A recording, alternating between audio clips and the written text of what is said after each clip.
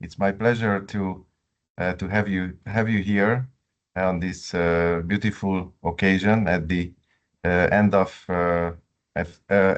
this year, and we have a special occasion for discussion, which is ERRA's 25th commemoration year. So, yeah, my name is Ságvári. I'm the vice chair of ERRA, and I have discussion with Mariusz, Swora, who is the chair of ERRA Strategic Advisory Board.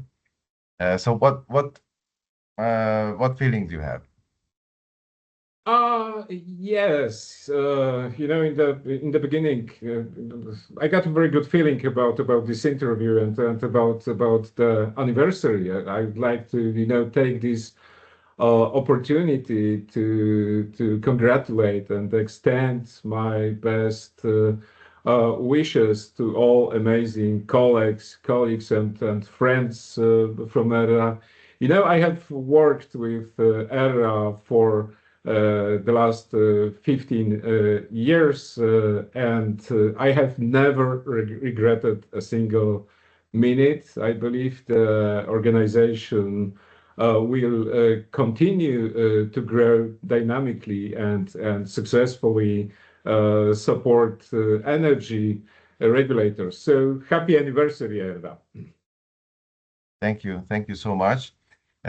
Also, I have a topic to discuss with you, as you have a very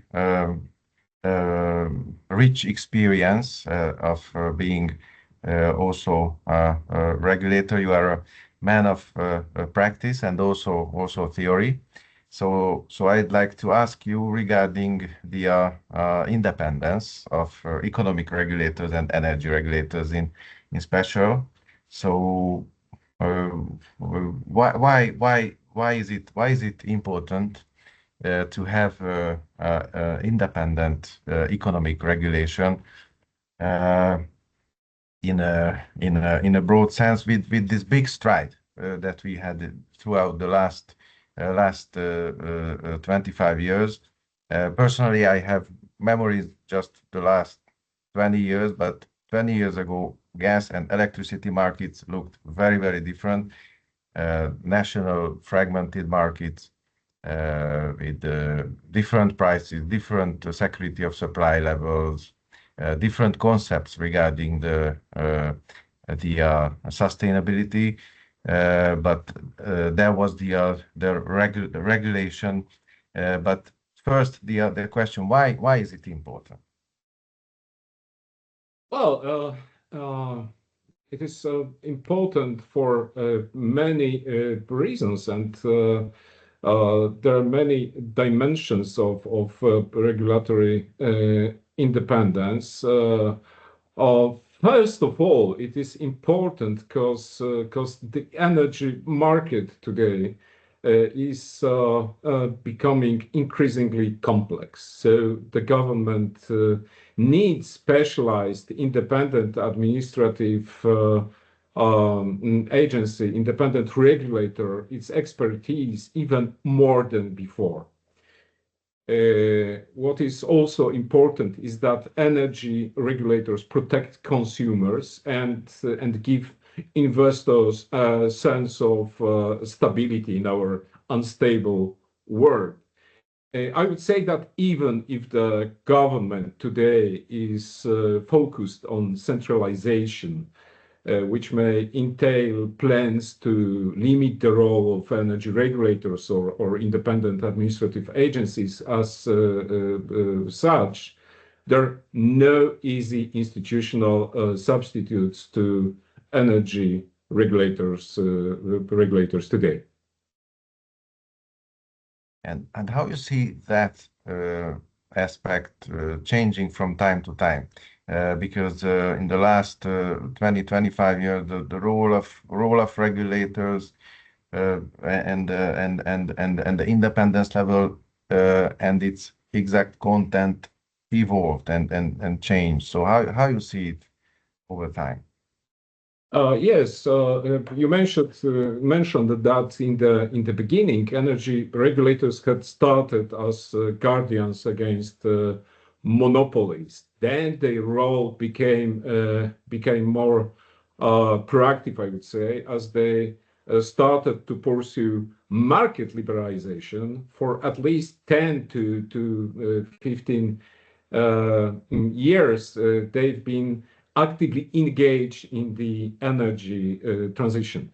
Unfortunately, this role is often not properly recognized by core governments, which do not allocate enough resources, sufficient resources to perform this task. This puts regulatory independence at risk.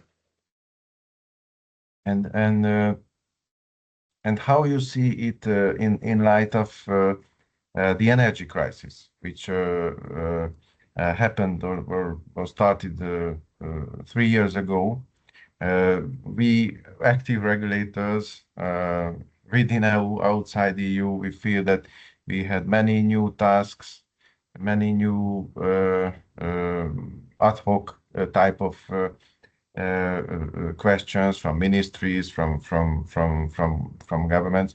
Do you think that it had an impact on our level of independence? Yeah, you're right. Just to give you a practical example, the Polish regulator didn't get resources for 20 new tasks during last 5 years. So you can imagine this can be a problem for a regulator, and I know that the Polish regulator is not alone in such a difficult situation.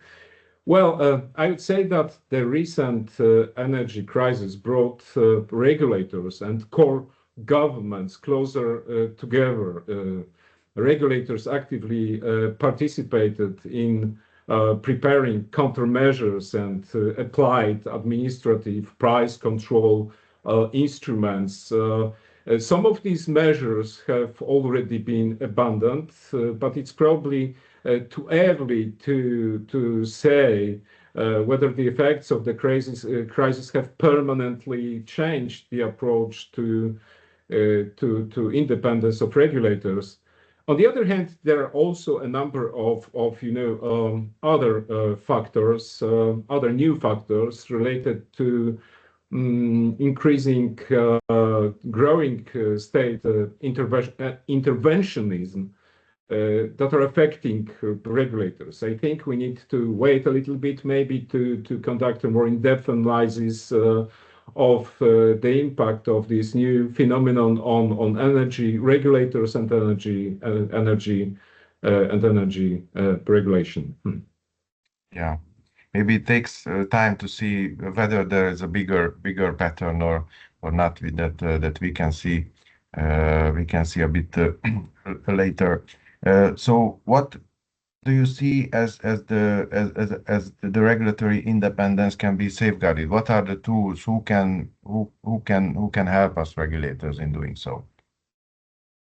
There are, of course, many dimensions of regulatory independence. We all know them.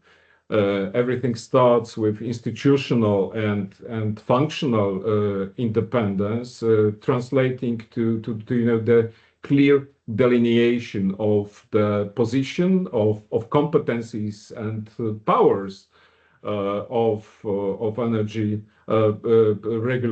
regulators.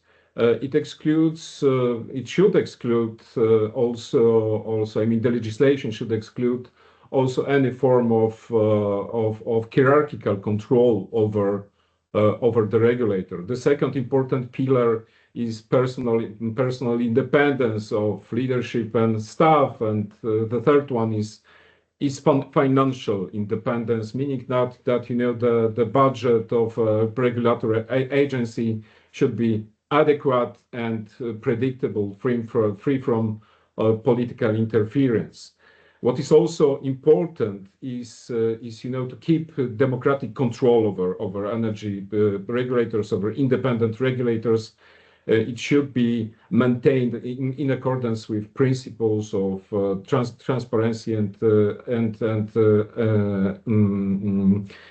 accountability. You asked about protection. Regulatory independence can be protected and safeguarded by law, but also by responsible politics, recognizing properly the role of energy regulators and their significance. In the EU, independence is clearly prescribed in electricity and gas directives, and it is protected by the European Commission and European Court of Justice. Another example of international protection is OECD, which has regulatory independence high on the agenda. There are also organizations of energy regulators that actively promote independence, regulatory independence. The best example is our ERRA, which was founded, to promote the model of independent administrative agencies in the energy sector, and has been doing so successfully for 25 years. I'm pretty sure that it will continue to do so for another quarter of a century, as there will still be the case for independent energy regulators. Thank you for these thoughts. Just one last question. You have a book. You wrote a book regarding the independent administrative bodies. What is the central message, or what would you say about the central ideas of your book? I started researching energy regulation and regulators 20 years ago. Since then, indeed, I have issued a book on independent administrative agencies and various books and articles on energy law and energy regulation. Paul, that I had the opportunity, to confront my academic views with regulatory practice when I served as the president of Energy Regulatory Office in Poland and as a member of the Board of Appeal at the ACER. The main lesson from my research is that legal provisions guaranteeing independence are a necessary basis. But how this independence is exercised in practice is equally important. Another key finding is that independence is never absolute. Given the political context in which regulators operate and the necessary interactions between energy regulation and general energy policy. Thank you for this discussion. It's never enough to talk about the importance and the content of the regulatory independence, especially for such a milestone event for ERRA, for the quarter of a century. But by closing, you mentioned you have a personal message or gift for ERRA from your son. So can you show it for us? Yes, I can show it. Antoni is 7 years old, prepared the drawing. especially for ERRA, underlining, international dimension we operate, that plane that plane is presenting this international dimension. You can also see a windmill, and 25 years anniversary. So happy anniversary, ERRA, also from Antoni. Thank you so much also for your son, and happy 25th anniversary to ERRA, and thank you for this discussion, Mariusz. Thank you for interviewing me. All the best from Poland. Thank you. Thank you.